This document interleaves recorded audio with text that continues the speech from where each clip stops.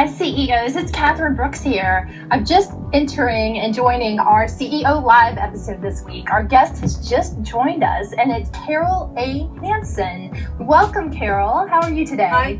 Hi, Kathryn. It's so amazing to be here. Likewise to you, and I'm so excited for this week's episode of CEO Live with Kathryn Brooks. I met Carol Hansen on LinkedIn, and she is an impressive and conscious wardrobe stylist. She has an entire coaching platform and methodology, and I'm just really interested to bring her perspectives on leadership, her own career journey, obviously, and then kind of what's going on in the world around us today and how Carol's adapting to that and, how she's making transitions and what she expects, kind of for the future too. So Carol, again, welcome. I'm so glad to meet you. Oh, it's so great to meet you at last after our conversations on LinkedIn. Yes. Would you mind starting us off with a biography, just kind of how you got to where you are today? I would love to hear it. Sure. So I started my personal styling consultancy now about 5 years ago. And it was actually on the back of a less successful business because, let's face it, we all have successes and successful businesses. With no experience in fashion, e-commerce or marketing in 2013, I'd gone out and purchased an online boutique, wondering, how hard could it be? As I found out, to make that business work, to get the stock turn right, to just build that business up. But what I found was that as I was building the business up offline as well as online, I was finding more and more women who were wanting to tell me about how clothes weren't for them and how nothing was ever suited them. And when I digged a bit deeper, it was obvious to me eventually that it was to do with body confidence, from body confidence issues. And so I started doing a little bit of digging, a little bit of research, and it shocked me when I found out the statistics around body confidence. Over 90% of women suffer from body confidence issues. And my own personal journey is that I suffer from an eating disorder from the age of about 17 for over 12. It kind of impacted my life on a major scale, physically, mentally, emotionally, relationships, my career, basically wiped out my 20s and 30s. And this kind of combined with the realization of how many other people suffer from body confidence. And I'm not saying to the extreme of an eating disorder, but in terms of it could be anything from I'm having a bit of a day where I don't feel great about myself, bloated, or don't feel that good, to a full-blown eating disorder. And I decided then to train as a stylist so that I could basically help women to feel more confident about their bodies. That's an amazing journey, and there's so many questions I have for a follow-up on that. Did you train as a so you didn't train as a stylist until you pursued this business, or had you had some prior? Sorry, you froze a minute there, Kathryn. Likewise here. Sorry, I was just saying, did you have prior? You had no prior experience in the fashion industry, or was this was just a confluence of your interest to help people along with your passion for fashion? Absolutely. And I'd always had an interest in fashion. And ironically, when I was at college, when I left what would be high school in America, and I was doing a general business studies course, but I had a desire to get into fashion retail buying. But I couldn't get an opening onto an apprenticeship scheme. And bear in mind, I was being pretty picky about who I wanted to work with as well, which probably wasn't ideal in the first job. But in truth, I would not have been able to hold down a job in something like a fashion buyer's job, which is pretty cutthroat, pretty out there, because my self-confidence and my self-esteem were rock bottom. As I said, I started suffering from an eating disorder at 17. So I ended up in accountancy. a back office role where I didn't need to put myself forward an awful lot, and that suited the fact that as I said, my confidence couldn't cope with it anyway. So I decided then to use accountancy as a stopgap, and it ended up becoming a 19-year stopgap. But that did include 9 years of running my first business, which was accountancy outsourcing business. And I started that business at the time when I'd just been told that I couldn't have children in 91. And so in a sense, I was in denial. And that I was a businesswoman. I didn't need children. I didn't need a family. And I just allowed the business to take over, and it took over my entire life. If you've got an eating disorder, or if you know somebody who's got an eating disorder or some kind of other obsessive type habit, you know how easily something like that anything can take over your life when you become really obsessed with something.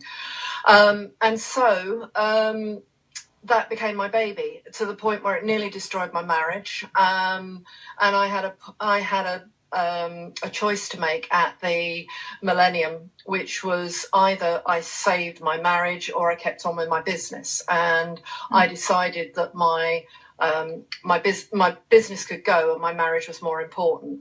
And I'm delighted to say that my husband and I have now been together for 40 years. So I went back into corporate and ended up in the video games industry for a number of years, where initially in finance, but then in more general management. But it was then as I said, in 2013 that I was ready to do my own thing again. And that's when I got into running the boutique, and from there got into what I'm doing now, which is personal styling. So quite a journey. Very, very much so. And I'm hearing, some positivity in there with regard to your foundations in business. I didn't realize that you had a accountancy background. Yeah. I have an MBA in finance, so I relate to that on a lot of terms. And I think a lot of people, that are watching this or, are looking for inspiration, oftentimes say, well, I'm not doing the thing. I'm not the entrepreneur I want to be. Yeah. But they don't oftentimes look at where they are now and dig in and really build those skills, as part of that journey to get, to becoming an entrepreneur. Because right now, I'm sure you're managing, you have financial oversight, or at least if you're outsourcing it, you know how to outsource properly. Absolutely. And let's face it, this was my kind of my rationale for going into accountancy anyway, was whatever I went on and did, it was going to be the most solid foundation that I could ever have.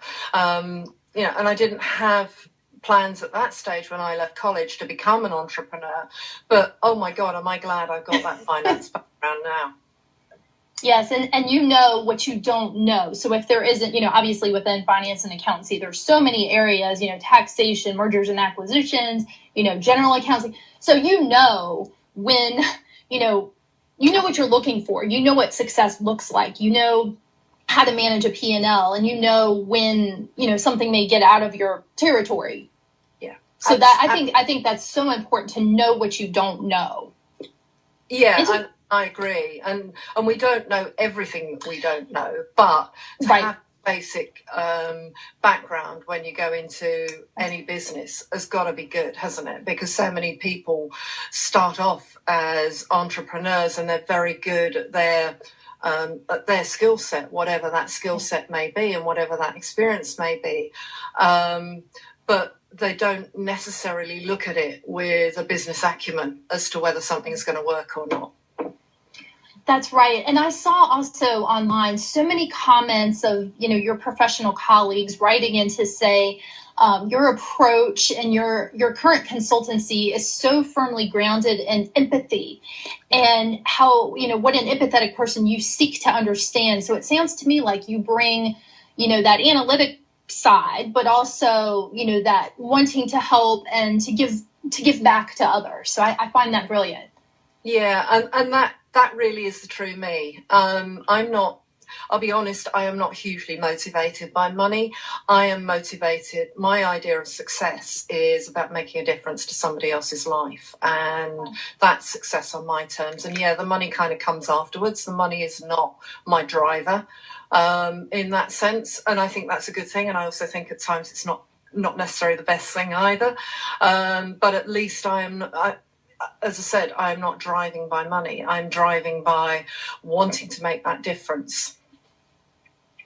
Do you find yourself in your current consultancy practice, sometimes a psychologist, sometimes a fashion consultant, sometimes a life coach? Do you find all those things coming into play, or maybe one more than the other?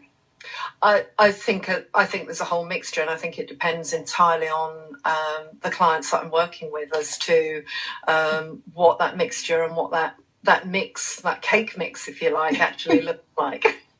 I love that. Yeah. So, I mean, women are going to come to me when they have an issue, and that issue is very often tied to a lifestyle change. So it could be relationship changes, it could be going back to the workplace, it could be children moving to a different stage in their development as well. So, you know, it all creates a sense of not quite knowing who they are anymore, because as women, sadly, we so often have this nurturing that we end up living through other people an awful lot of the time, don't we? And therefore claiming to some of us is quite foreign. Right. And so, therefore, my role is to help them to rediscover who they are and how they actually express that in terms of the clothes that they're wearing, and how they can make that really powerful. So you mentioned, women oftentimes making, not only lifestyle changes, maybe they've, gotten more healthy or lost, some weight, or maybe it's a new year, new you perspective, or maybe it's a relationship change. So you're performing, a lot of listening skills and, kind of bringing in that whole person to make the educated wardrobe changes. Yeah, no, absolutely. And when you say wardrobe changes, I work with very much with what somebody's got in their wardrobe. The other, I had my woke moment was in 2018 when I was doing some research for a blog and found out just how bad the fashion industry's impact is on the environment and is on the planet. And I don't mean the entire fashion industry. I'm talking about particularly the fast fashion industry and what damage it does.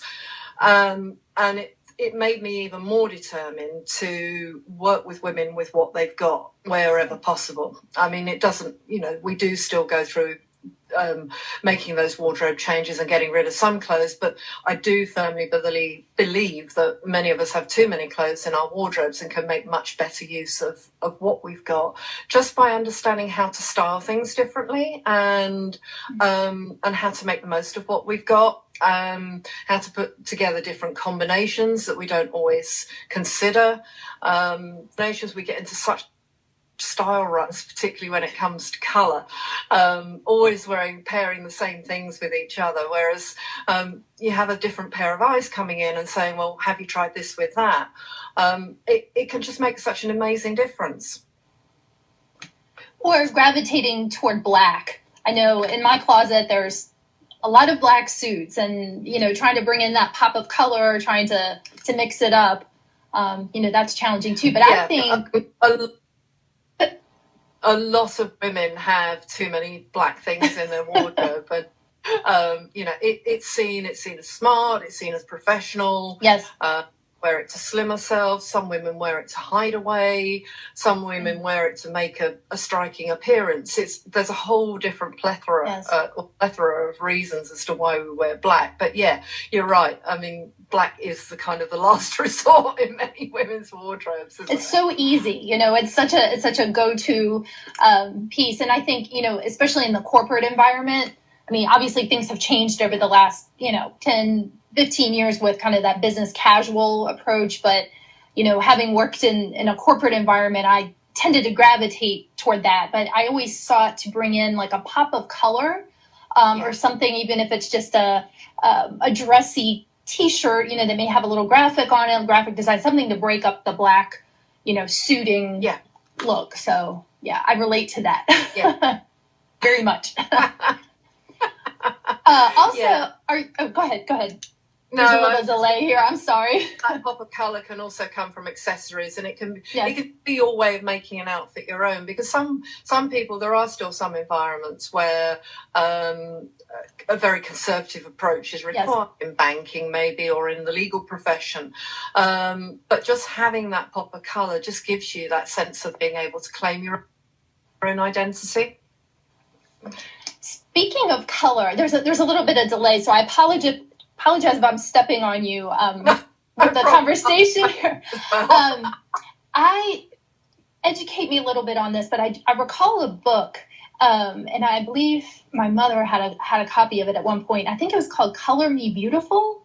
And it talks about, just talking about the color, the fashion industry, and each person's skin tone has a season correlated to it. So there are certain undertones that apply to a winter, kind of that cool icy pink blue, versus like the fall, which is like that, autumnal green, brown. So is that something that you incorporate? I noticed you have color wheels that you work with your clients on. So talk about that.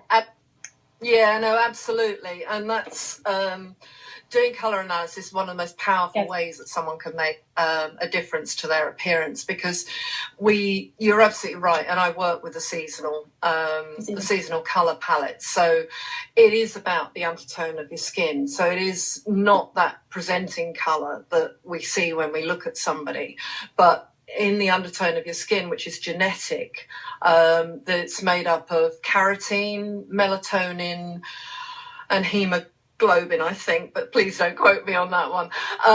But it makes a certain pigmentation, and that pigmentation either has slightly more pink to bluey type or a more yellowy type colour. And so what you're trying to do with wearing the right colours is you're trying to actually reflect those colours, not fight those colours. Because when you sometimes see someone who may be looking really drawn, maybe tired, it can simply be that they're wearing the wrong colours for them. Equally, if someone is wearing a colour that is maybe too bold or too bright for them, you're going to end up looking at what they're wearing. You're going to be distracted. Your eyes are going to be distracted. And that's just that they're wearing something that's too strong for them, or maybe too pale for them, that just washes them out. But wearing the right colours, and this is really cute, is that you've got what's called the halo of colour, and it actually draws whoever's looking at you, it draws them into looking directly into your eyes and making eye contact with you, which of course when you're having a conversation with anyone, whether it's online or whether it is face to face, let's hope we get back there soon, that it makes it so much easier. And particularly if you're in business at all, if you're an entrepreneur, you're presenting, you're pitching to clients, what you're doing, you want people to make that eye contact with you. So wearing the right colours is the most powerful thing that you can do. So you're part educator as well. Yeah, absolutely. Yeah, definitely. And also, people say to me, oh, well, what if I can't wear black, or I can't wear this, or can't wear a certain colour that happens to be their favourite? Well, so long as they're not wearing it right up close to their face, then that's fine, because it's the colours that are closest to our face that are most important. But equally, if you want to go wearing those colours, so long as you've got some accessories, a scarf or a necklace or something like that will draw attention away from the wrong colour, in inverted commas, then that will generally work, unless that colour is so overpowering. So again, it's not a case of going into someone's closet and making them get rid of half their wardrobe. It's about working with what they've got and enhancing what they've got. What are some of the biggest mistakes you see being executed right now in this Zoom environment that we're existing in right now? What are some repeatable things that don't need to be so repeatable? Be honest. Be honest. And I think one of the the things that I see that really doesn't work from, there's 2 or 3 things that don't work from a styling point of view. One is if someone is wearing prints or patterns, certain prints or patterns, because you're only seeing like 25% of someone on screen, and 25% is 100% of what someone sees, if you see what I mean. If you're going to wear something with a big print or pattern, that's going to overwhelm you, and it's going to make you look, it's just going to make the viewer's attention pull away from you a lot more. The other thing I see is jewellery that's wrong, jewellery that's maybe too sparkly, too shiny, too overpowering, and that will just, again, detracts from whatever you're saying. And also when we're doing Zoom conversations, if you're on a networking meeting and you've maybe got 20 people on a call or something like that, so you're only a tiny square if you're in gallery view. If you're wearing patterns or you're wearing certain jewellery, it starts pixelating because the image size is so small. And again, it's another distraction. Let's face it, we're all having enough problem keeping our attention on Zoom at the moment and stuff like that. So to actually detract from what you're wearing versus doing the right things, you're just adding even more of a layer, because we all know how difficult it is when you've made a bad first impression to then correct that first impression, isn't it? Yes. So for those of us that are just joining, I'm speaking with, for this edition of CEO Live, I'm speaking with Carol A. Hansen, who is a UK-based conscious wardrobe stylist. I love that title. It's amazing. And we're talking about her career. She has a written interview that is currently the top of the blog on she'sherown.ceo.com. So if you'd like to learn a little bit more, maybe in a written format over your cup of tea or over your lunch this afternoon, it's a great interview, and I'm just really enjoying getting to know Carol a little bit more. And we're talking about her approach to fashion consulting, her career in accountancy, and kind of how she's bringing all those talents together in her current consultancy practice. So what you just described, Carol, I think is so true about the online presence. Yeah. And I think people are really having to step up, and, whether or not they wanted to do it, it's kind of like you have no choice now. So kind of all those skills. And I know you make appearances on, this type of format as well as TV. I do a lot of TV myself, and kind of those same rules apply as far as, solid colors, maybe not the white, definitely not the busy prints, although I do see people wear prints, but I think it has to be the right print. Oh, absolutely. Yeah. And of course, red is another colour to avoid when you're on screen as well, as red bleeds. Yes. I see ladies on Zoom calls and so on, if they've got lovely bright red lipstick and their lips are twice the size they really should be. Yes. And it just is another distraction. And I think we're all getting a bit Zoom fatigue, but as you say, we haven't got an option at the moment, and it's the way it's going to be for a good while yet. So we may as well make the most of ourselves. Right. Also, another thing I've noticed is the imposed backgrounds. So, you can select the predetermined backgrounds. And no, yours is wonderful. So I was going to say, like the green screen on a TV set, if you ever notice the weathercasters rarely, if ever, wear green because they will essentially disappear into the background. So I've seen on a couple of occasions where someone has selected, a fun, funky background, but somehow it's pixelated. Yeah, they kind of blend, or they kind of pixelate into it. So I disappear the beach or the sea or the jungle. Yes. Background they chose, and it's quite hilarious. I've even seen some local TV news with that happening lately, as some of the newscasters are broadcasting from their homes. So I think it's important also to do trial runs. So if you have a friend or a buddy, do something like this where you're actually trying it out, making sure that there's nothing crazy going on back there. Just jump on Zoom itself and join a meeting and start hosting your own meeting now, or you're going to be full screen on that, but at least it does give you some kind of impression as to how it's going to look on the bigger screen as well.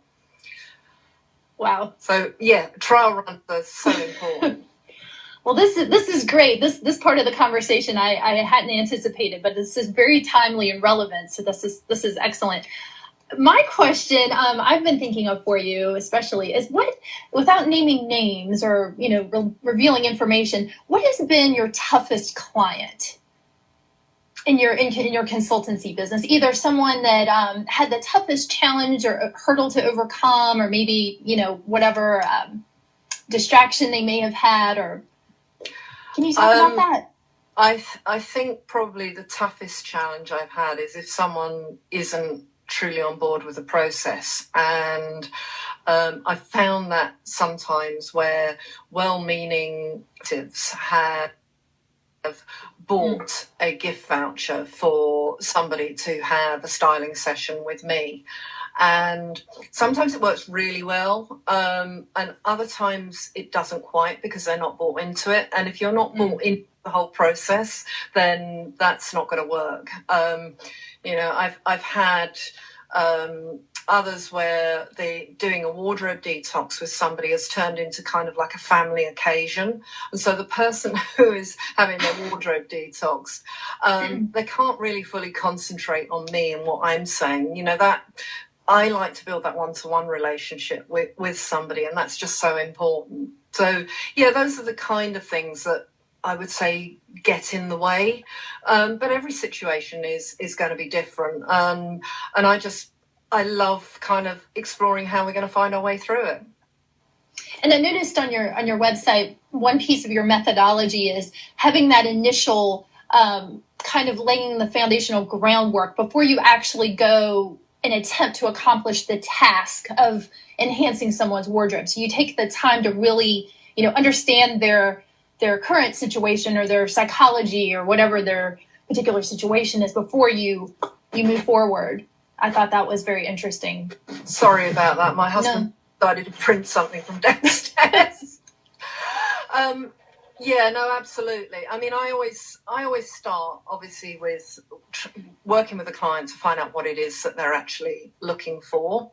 That's the primary goal, of course, but also is to find out from them what it is that they really love about their body, because I always love to come at it from a position of love. Now, some clients will find that really challenging to start with, but we try and hone it down. So even if it's a client says, well, I like my eyes, for example, then let's work on those colours that are really going to make your eyes pop. They're going to make them stand out and sparkle. Let's look at the necklines that will draw attention to your eyes. Let's look at the accessories that will really work with your eyes. Then we can start worrying about the bits that you're not so keen on, and I'll show you how to play those down. So starting from a position of love is really important. And also helping them as well to define what it is that their favourite outfit is. Because once they understand what it is that really lights them up, how it lights them up, what it is that makes it special, which might be the colour, it might be the style, it might be the fabric, it could be the fact that they just get compliments whenever they're wearing it, they're not really sure what it is, then you've got a starting point to say, okay, this is how you see yourself, this is how you want to be, now let's work out from that. So those to me are the really key points. Start from a place of love, with what you love about yourself and what you love about your wardrobe. Do you find any clients that really cannot answer your question as far as what do they love about themselves, and then you're having to fill that role of, well, this is what's beautiful about you? I will never tell a client what's beautiful about it. I try and encourage it to come out. And we can through kind of questioning and breaking stuff down. And I'm glad to say that by the time someone's ready to come to me to help them to feel better about themselves, claim their identity, they can at least usually see something in themselves that they want to improve. So I can't say that I've ever had to turn and say, this is what I see, because I want it to come from them. And I'm sure you can appreciate the importance of it coming from them rather than it coming from a third party. What are some of your favorite brands? Do you feel that there's a brand that kind of supports your training and your coaching that you steer your clients in terms of clothing brands, do you mean? Clothing brands. Pre-loved boutiques. And I know that isn't actually answering the question, but it's about extending the life of your clothing. So I love pre-loved boutiques that sell designer clothes. And I love to find those quirky finds that will help extend the life of a garment as well. So that would be my number one answer. But I do love sustainable brands that are really trying to make a difference to the planet. And I would mention a couple of those. There's a British underwear brand called You Underwear. And the woman who started it on the back of a volunteering trip to Uganda. And she was frankly shocked at the disparity between education levels between females and males. And a lot of it was because the females, apart from having period poverty, also didn't actually have underwear. So, of course, that exacerbated the period poverty. So they took 1 week out in 4 where they couldn't go to school, or they were seen as not being able to hold down a job because they were a woman and they weren't going to be there for 1 week in 4. It horrified her. And so she started up an underwear brand where not only does she source ethically produced and sustainable cotton underwear, but for every pair that she manufactures, she gives back 2 pairs to a charity that provides underwear to people who just don't have it. So that would be a big one on my list. Another big one would be an accessories brand called Jago Eco.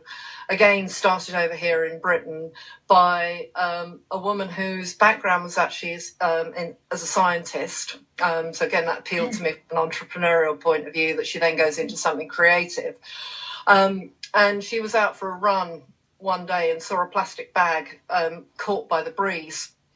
And she had a thought about how she might be able to utilise that plastic bag, and she started creating jewellery out of plastic bags, and it's really lovely, unique, funky jewellery. So it's brands like those, brands that are making a difference, and collectively, if we can get more and more brands like that on board, I just think that's got to be amazing. It's very difficult to find... not only as a business owner that's trying to source those materials and those brands, but also, as a consultant, it's very difficult. People think, we're in this phase where we're recycling and respecting our outdoor environs. It's so easy. And I know I have a fashion line, just speaking personally, called She's Her Own CEO. And I seek to source organic cotton. Yeah. It's difficult. It's very difficult. I've developed some relationships, but it's taken a long time to not only, establish, find those companies that can work with me, and then kind of establish those relationships.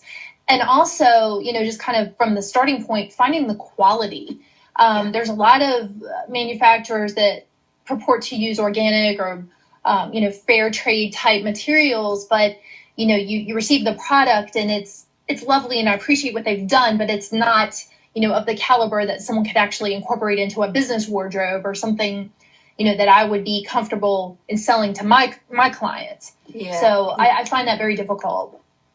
I absolutely agree with you. It takes time. It takes a lot of patience. And you have my deepest sympathy on that one in terms of sourcing stuff. And I think it is getting more widespread. But when you think that it's just small percentage of cotton that is actually grown organically at the moment.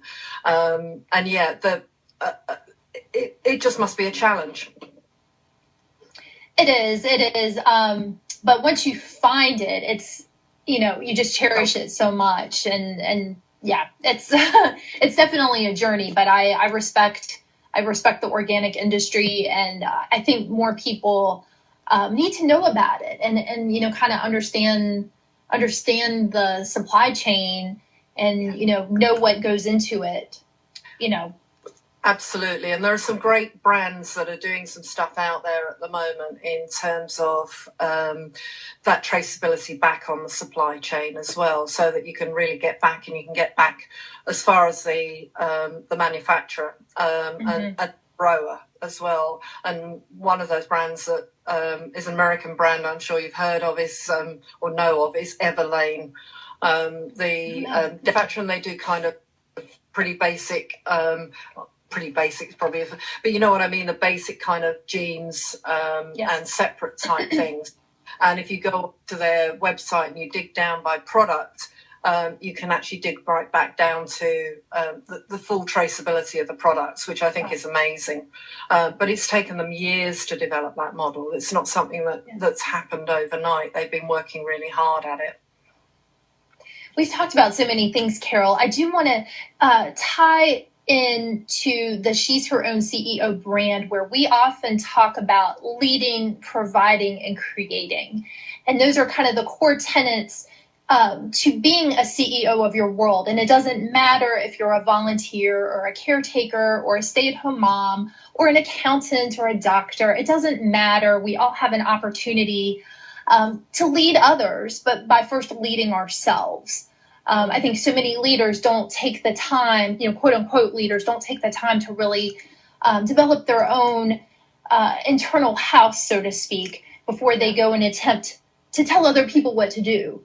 So while on that theme, can you talk about kind of those examples in your world, either current or in the past, where you've led, you've provided, and you've created, and that kind of ties into what you're doing today? Sure. There's a lot there.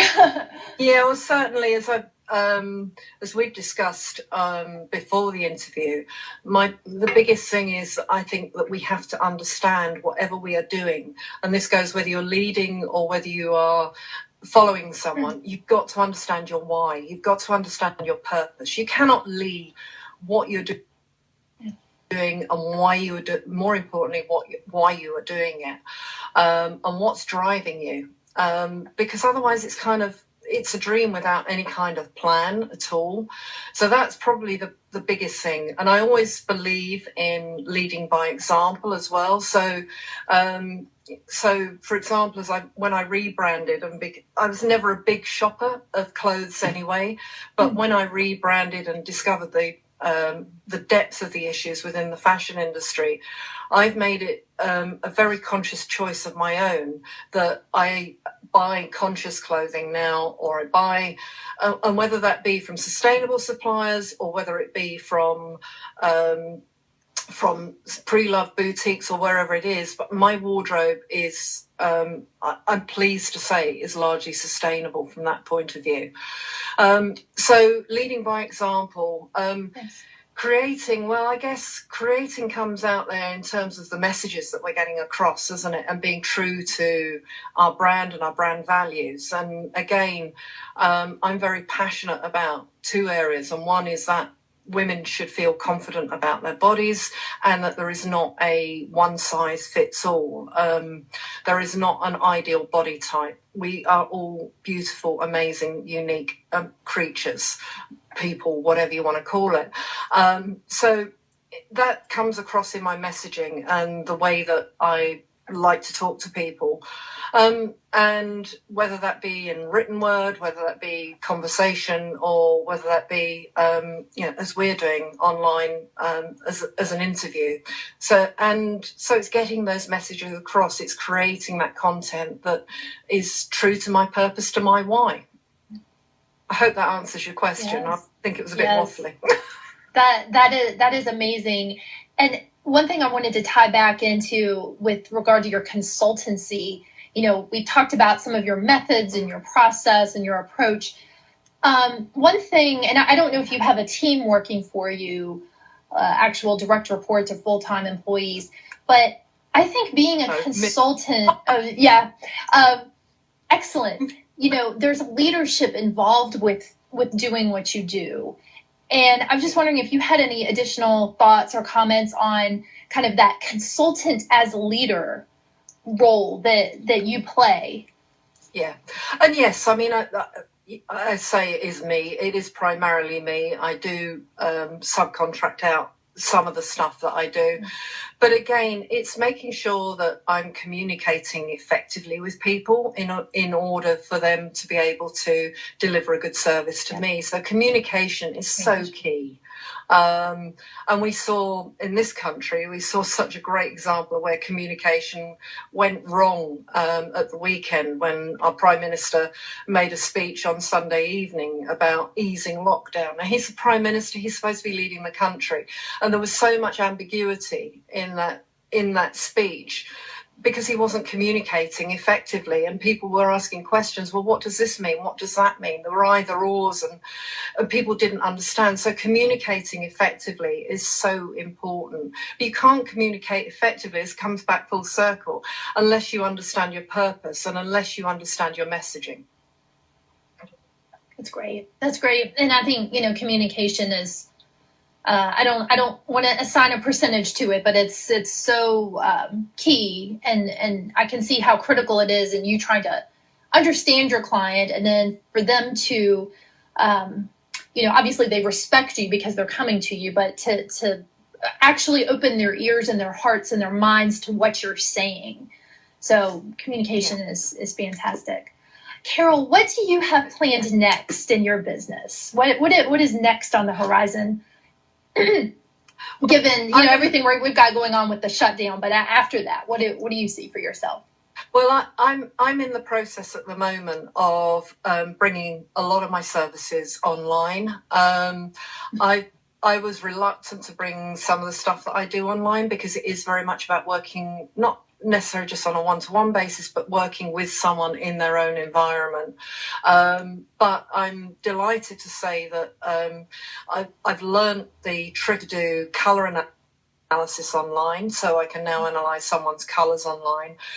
So I'm now in the process of relaunching my services online. I'm offering a 1 hour power session with me to be able to look good on video calls, going back to the points that we were discussing earlier, because I think we're going to be leading an online life for quite a long time, whether we're employed, whether we're entrepreneurs, or in whatever capacity we are working or getting our messages out there. And so therefore it's even more important for us to look good when we're on screen, and to feel confident about the way that we come across on screen as well. And your website is just full of vibrancy and personality, and I think that's very attractive to people that may be hesitant to, take this time to clean out their closet or repurpose their closet, or whatever verb you want to put in there. But I think you offer that excitability and that caring, but yet fun personality that people are looking for. Fun is the order of the day, because there's no point in working with someone if you're not going to have fun. That's it's all about. I appreciate that if anyone opens their wardrobe up to me, then they're making themselves quite vulnerable. Yes. Just as when you work with certain stuff like that, if you're opening up personally, you're making yourself quite vulnerable. And that's another reason why I like to find as many things as I can within someone's wardrobe that actually work for them, because it's helping to vindicate their original buying decisions in that sense. So it gives them that confidence back that they weren't necessarily that far off track, but that just maybe they could have done things slightly differently. Wow, fantastic. Well, Carol, I want to wrap this up. This has been such a pleasure to get to know you, and ending on this high note is just, put the icing on the cake. So I appreciate it. Where can people find you online? Well, you can find me on Instagram and on Facebook. I got my own page on Facebook and LinkedIn, where you and I met up. But all of those social media are on my website, which is carolahanson.com. So by all means, come across and let's meet up and find out what magic we can make together. Perfect. I will take a download of this video and I will actually post it to the written piece that's currently online on she'saroomceo.com. And the links to reach Carol will be on there as well. I think some of them are, but I think I'll add the other ones you just mentioned. So Carol, again, thank you. I wish you health and happiness throughout this issue we're going through. And it was just a tremendous pleasure. So thank you. And I look forward to connecting with you in the future. Yeah, I look forward to it too, Kathryn. Best of luck with everything that you're doing, because I think what you're doing is absolutely amazing. Thank you very much. So next week we'll be on here again with another CEO in our CEO Live series, and Carol just plays into that so beautifully. But anyway, thank you, and again, much love. So talk to you soon, Carol. Take care. Bye, everyone.